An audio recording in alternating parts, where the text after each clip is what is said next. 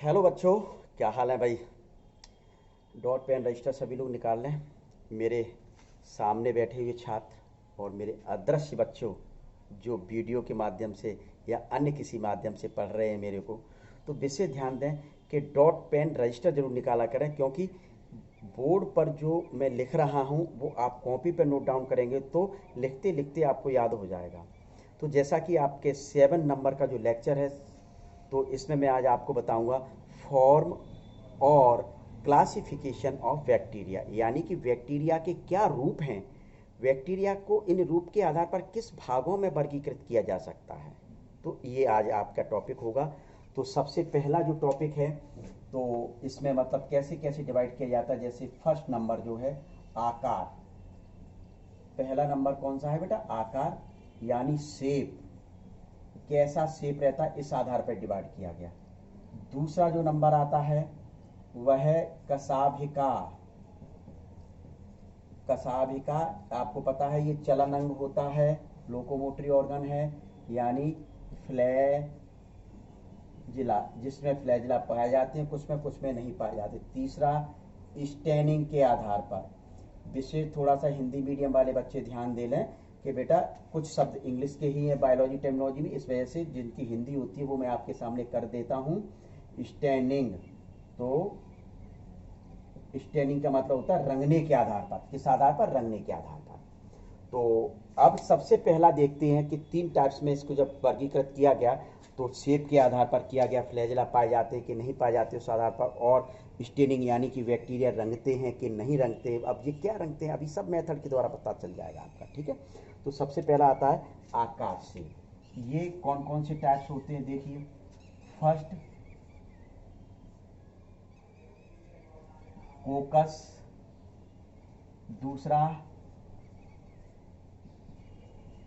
Bacillus, तीसरा spiral, और चौथा आपका होता है, क्या बोल देते हैं, वाइब्रियो। ये तो आकार के आधार पर ये 4 भाग थे, 1 2 3 4, 4 भागों में बांटा गया। इसको क्या कहा जाता है, ये गोलाकार होता है, गोलाकार, क्योंकि गोल होते हैं, ऐसे होते हैं तो गोलाकार कह दिया। ये छड़ के आकार के होते हैं, छड़ आपने देखी होगी सभी ने, तो इस वजह से क्या कह दिया, छड़ाकार। और ये टेढ़े मेढ़े सांप जैसे होते हैं, तो इस वजह से इनको क्या कह दिया, सर्पिलाकार। क्या कहा गया, सर्पिलाकार कहा गया।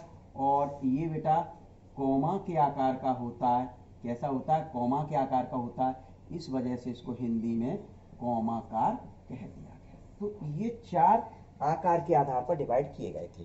तो आप और हम लोग इन चारों को एक एक करके पढ़ेंगे। तो सबसे पहला कौन सा भाग होता है आकार के आधार पर, कोकस। कौन सा भाग होता है, कोकस। तो देखते हैं कोकस। तो ये यहां डाल देते हैं कोकस, लिख दिया कोकस। इसको कहा जाता है गोलाकार, गोलाकार कर दिया। अब इस गोलाकार में कौन कौन से भाग आते हैं, सबसे पहले मोनो कोकस, यानी कि मोनो का मतलब एक। जब एक गोल के रूप में पाए जाते तब इसको क्या कह दिया गया, मोनोकोकस कह दिया गया। दूसरा नंबर आता है डिप्लोकोकस। बेटा बिल्कुल सिंपल है, जब ये 2 गोल बैक्टीरियल सेल्स को जोड़े के रूप में पाए जाते हो, इस रूप में पाए जाते हैं, तब उसको क्या कह देते हैं, डिप्लोकोकस। क्यों, डिप्लो का मतलब होता है 2। फिर आता है अगला नंबर टेट्रा कोकस, यानी टेट्रा का मतलब 4। तो 4 बना दो, 1 2 3 4। जब इस रूप में पाए जाते हैं जुड़े हुए, तब इसको क्या कह दिया गया बेटा, टेट्राकोकस। क्लियर। फिर अगला चौथा नंबर आता है स्ट्रेप्टोकोकस, यानी स्ट्रेप्टोकोकस हिंदी में लिखा जाएगा बेटा स्ट्रेप्टोकोकस। देखिए, तो स्ट्रेप्टोकोकस में जब ये गोल एक चेन के रूप में या श्रृंखला के रूप में पाए जाते हैं, चेन के रूप में या श्रृंखला के रूप में इस प्रकार से पाए जाते हैं। आपने चेन के नाम पे तो सिंदूर भी देखा होगा, गले में पहनते हैं, वही चेन की मैं बात कर रहा हूँ, सोने की चेन, क्या उसी की चेन के रूप में जब पाए जाते हैं जुड़े, तब उसको क्या कह दिया, स्ट्रेप्टोकोकस। फिर इसके बाद 5वां नंबर जो आता है वो स्टेफाइलोकोकस बेटा।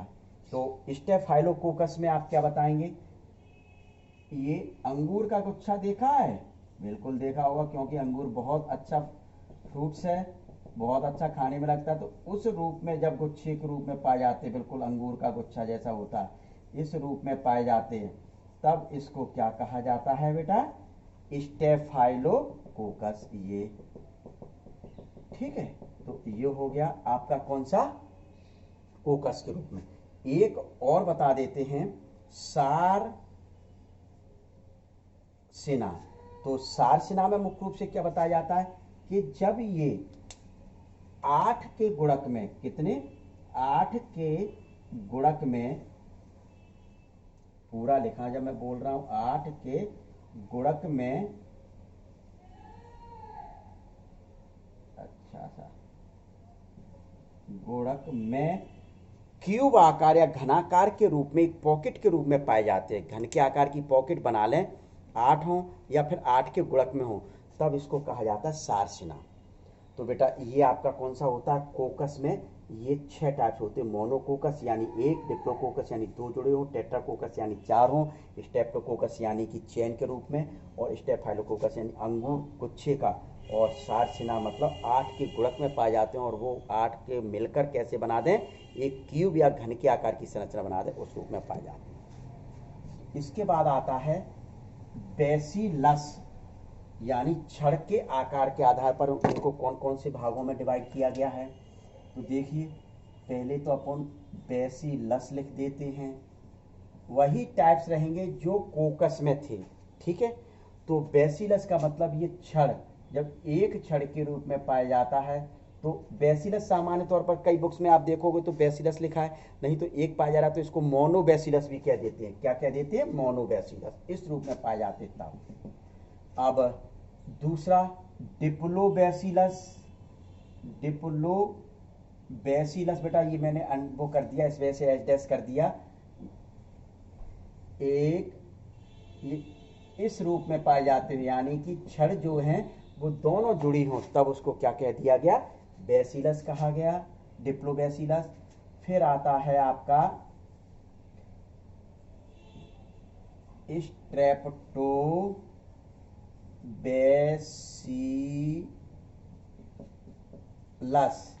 इसमें चैन, वही गले में चैन पहनते हैं बेटा, बहुत अच्छी लगती है चैन, सोने की जब चैन मिल जाती है ना, तो गला ऐसा लगता है कि सब लोग खोल के चलते हैं कि भाई कोई चैन तो देख ले हमारी, कि हम गले में पहने। तो इस प्रकार से जब ये कड़ी आपस में जैसे चैन में लगी रहती है ना, इस रूप में जब ये पाए जाते हैं, तब इसको क्या कहा जाता है बेटा, स्ट्रेप्टोबेसिलस। क्या कहा जाता है, स्ट्रेप्टोबेसिलस, क्लियर। फिर आता है पेलिसेड, अगला कौन सा आता है नंबर, पेलिसेड। जैसे 1 नंबर, 2 नंबर, 3 नंबर, ये चौथा नंबर पेलिसेड। इसमें ये छड़ के आकार के जो बैक्टीरिया होते हैं वो एक दूसरे के ऊपर रखे हुए प्रतीत होते हों, जुड़े हुए रूप में, तब इसको कहा जाता है पेलिसेड। कौन सा कहा जाता है बेटा, पेलिसेड कहा जाता है। तो ये बेसिलस के 4 प्रकार होते हैं। सामान्य तौर पर बेसिलस कह सकते हैं इसको, मोनोबेसिलस यानी एक पाए जाते हैं, डिप्लो में यानी 2, स्टेप्टो में वही चेन के रूप में, और पेलिसेड मतलब एक के ऊपर एक रखे रहते हैं। तो ये आपके क्या होता है, ये वाला पार्ट। फिर आता है जो तीसरा नंबर जो मैंने कहा था बेसिलस के बाद, स्पाइरल शेप। कौन सा शेप, स्पाइरल। स्पाइरल के नाम से तो आप लोग समझ गए होंगे, स्पाइरल के नाम से तो आप लोग बिल्कुल समझ गए होंगे कैसा शेप बनाना है, बिल्कुल इस प्रकार से बना दें ये, और इनके एंड पर ये फ्लैजला बना दें। ये जो देखिए स्पाइरल सांप के आकार का होता है, तो उसको कहा जाता है स्पाइरल शेप, यानी सर्पिलाकार, सर्पिलाकार ये। और जब एक आता है वाइब्रियो, कौन सा टाइप आता है? वाइब्रियो। वाइब्रियो में क्या बताया जाता है कि जब बैक्टीरियल सेल्स कॉमा, सुना है कि नहीं सुना है, कॉमा के आकार का होता है, तब इसको कहा जाता है वाइब्रियो। तो ये आपके शेप के आधार पर आपको टाइप्स या वर्गीकरण बताए गए थे। अब आता है फ्लैजिला की उपस्थिति और अनुपस्थिति के आधार पर, क्या basis of flagella, present and absent. तो क्या लिख दें? दूसरे नंबर का बेसिस ऑफ फ्लैजिला यानी कशाविका के आधार पर। तो बेटा सभी लोग पहले सुन लें कि फ्लैजिला आप लोगों को पता ही है, क्या फ्लैजिला आप लोगों को पता ही है कि क्या होते हैं, कि ये लोकोमोटरी ऑर्गन है, क्या ये चलन में सहायता करते हैं। तो जब पाए जाते हैं तो चलन की क्रिया करेंगे यानी लोकोमोशन, और नहीं पाए जाते उस आधार पर मतलब इसके टाइप्स दिए गए। तो सबसे पहला देखते हैं आप और हम लोग, ए ट्राइकस। ए मीन्स एब्सेंट और एब्सेंट मीन्स अनुपस्थित। एब्सेंट का मतलब क्या होता है बेटा? अनुपस्थित। जब इनमें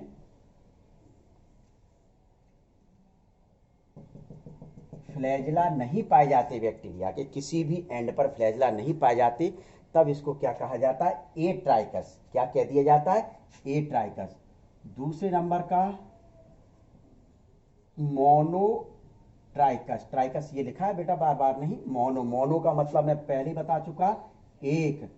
जब बैक्टीरिया के एक एंड पर फ्लैजिला पाया जाता है तब उसको क्या कहा जाता है? मोनोट्राइकस कहा जाता है। बिल्कुल सिंपल है, कोई समस्या वाली बात ही नहीं है। तीसरा आता है एम्फी ट्राइकस। जब दोनों सिरे पर एक फ्लैजिला पाए जाते हैं, जब दोनों सिरों पर एक फ्लैजिला, यहाँ एक पाया गया तब मोनो कहा गया, जब दोनों सिरों पर पाए जाते तब इसको क्या कह दिया? एम्फी ट्राइकस कहा गया। फिर आता है फोर्थ नंबर का सिफेलो ट्राइकस। क्या कह दिया? सिफेलो ट्राइकस। जब किसी एक एंड पर दो फ्लैजिला पाए जाते हैं तब इसको क्या कहा जाता है? सिफेलो ट्राइकस। क्या कहा जाता है? सिफेलो ट्राइकस। फिर पांचवें नंबर पे आता है आपका लोफो ट्राइकस। लोफो ट्राइकस में बताया जाता है जब इसके दोनों एंड पर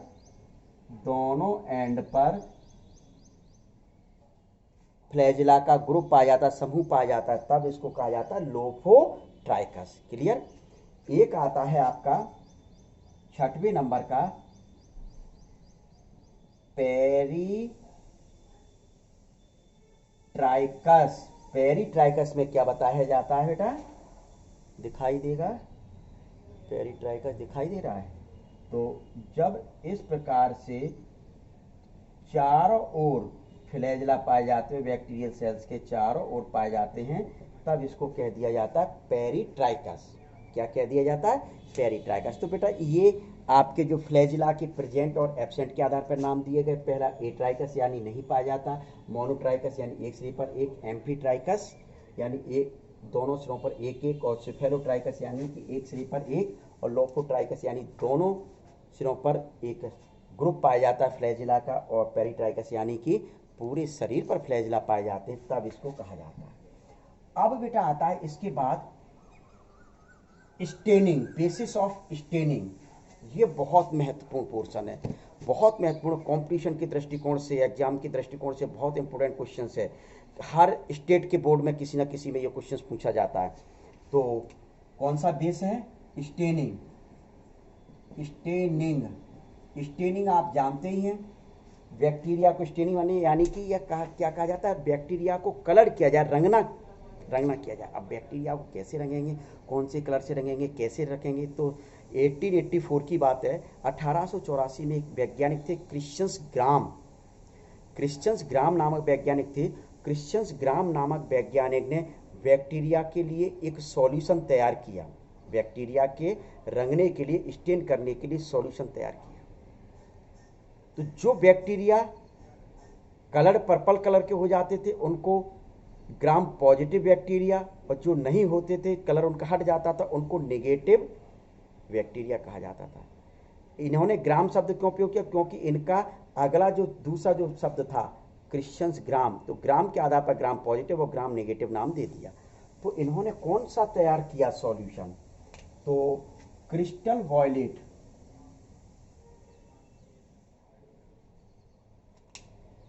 ब्लैक से ही लिखा जाएगा, क्लियर होता है, क्रिस्टल वॉयलेट में सबसे पहले बैक्टीरिया को डिप किया, मतलब बैक्टीरिया को डाला क्रिस्टल वॉयलेट में।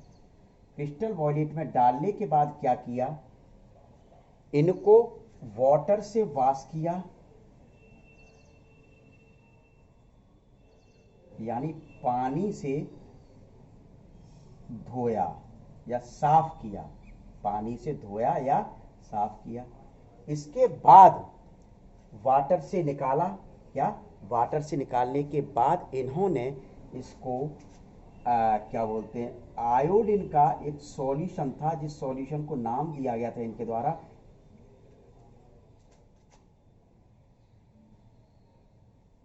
Aqueous solution. क्या नाम दिया गया था बेटा? एक्वस सॉल्यूशन नाम दिया गया था। क्या नाम दिया गया था? एक्वस सॉल्यूशन के नाम से जाना जाता था। तो ये एक्वस सॉल्यूशन आयोडीन का 0.5% वाला था, इसमें इन्होंने डाला। जैसे इसमें डालते हैं तो ये जो बैक्टीरिया थे, ये बैक्टीरिया पर्पल कलर के हो गए। सभी बैक्टीरिया कैसे कलर के हो गए? पर्पल कलर के हो गए, यानी बैंगनी रंग के हो गए। देखिए भाई, बैक्टीरिया को क्रिस्टल वॉयलेट में डाला, फिर उससे निकाल कर वाटर में, वाटर के बाद मतलब पानी से धो लिया, साफ कर लिया, फिर आयोडीन का एक्वस सॉल्यूशन था, आयोडीन का एक्वस सॉल्यूशन। आयोडीन के एक्वस सॉल्यूशन में मुख्य रूप से क्या किया? आयोडीन तो जानते ही ना आप लोग, तो ये पर्पल कलर के हो गए, 5% वाला था। अब इसके बाद इन्होंने क्या किया कि इसको पर्पल कलर, देखिए ये पर्पल कलर में मैंने कर दिया बैंगनी रंग, ये पर्पल कलर। तो इसके बाद इन्होंने क्या किया कि ये जो साइंटिस्ट थे, या तो एसीटोन में वॉश किया, साफ किया, या एल्कोहल में। किसमें किया बेटा? एल्कोहल में किया। तो दो प्रकार के रिजल्ट इनको प्राप्त हुए। क्या? दो प्रकार के रिजल्ट इनको प्राप्त हुए। क्या? कुछ बैक्टीरिया तो ऐसे प्राप्त हुए जो,